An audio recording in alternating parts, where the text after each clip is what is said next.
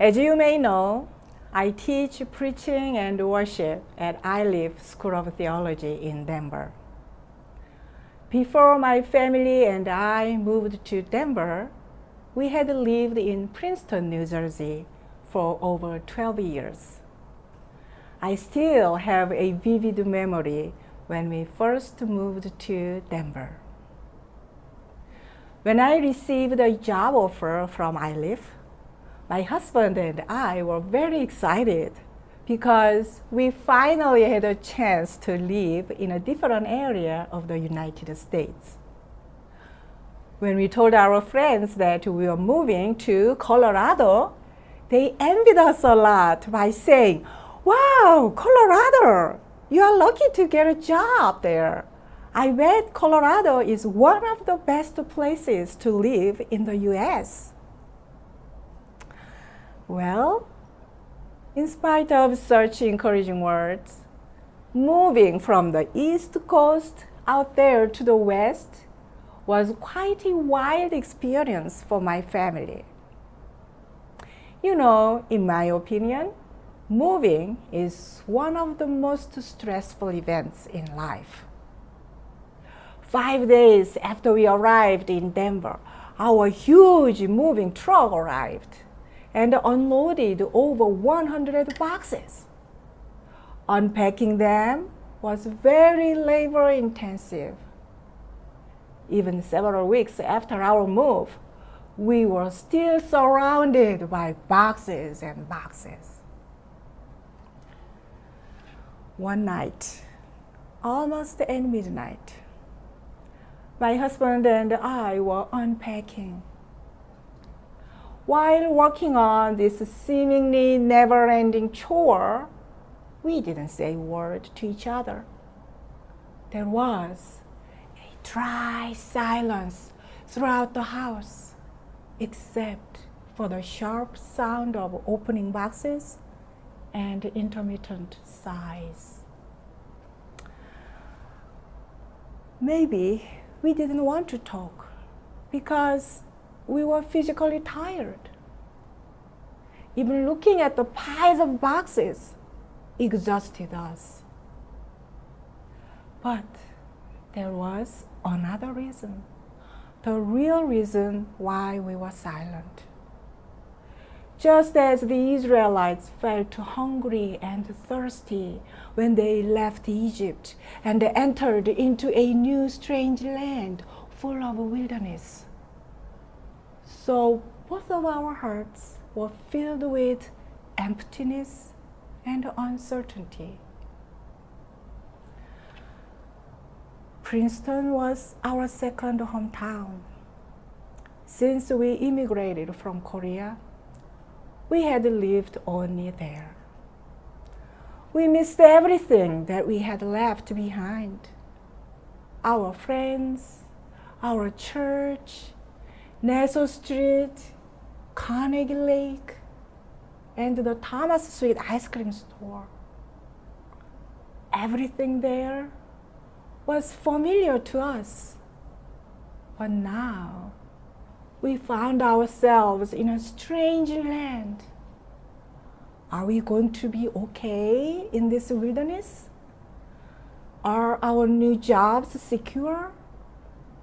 Will our new friends and neighbors be kind to us, ethnic minority people?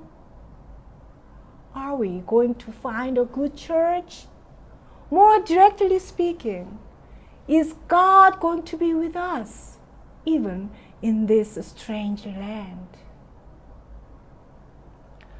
Preoccupied with these anxieties, I stopped unpacking and sat on a sofa in the living room. When I happened to casually open the curtain, I was amazed by the brightness outside. Although it was midnight, outside it was as bright as dawn. When I looked closer out the window, something was falling from heaven. What is it? I asked myself. They were snowflakes. All the outside world. All the trees, roofs, and roads were covered thickly by white snow. I shouted to my husband, "Honey, look out the window, it's snowing." Then he said, "Snow in April?" Yes, it was unbelievable for us to have snow in April because back in Princeton, we had never experienced a snow day in April. Of course, now we have learned that it is pretty much a natural phenomenon to have heavy snowfall in the foothills of the Rocky Mountains, even in May or even in June. Amazed by the snowflakes, my husband and I were enticed to open the porch door and go out to the front yard. We held hands and looked up at the sky. The snow was falling silently on our heads, on our faces, and our shoulders. My husband and I were in awe, like the Israelites who were amazed when they first saw the manna in the wilderness, the layer of a white flaky substance covering the ground in great abundance. The manna from heaven, a divine gift. The snow melted our fears about our uncertain future and filled our empty hearts with a renewed faith in God. Feeling the divine presence through the snow, I whispered to God, "Thank you, Lord. You are with us, even in this wilderness."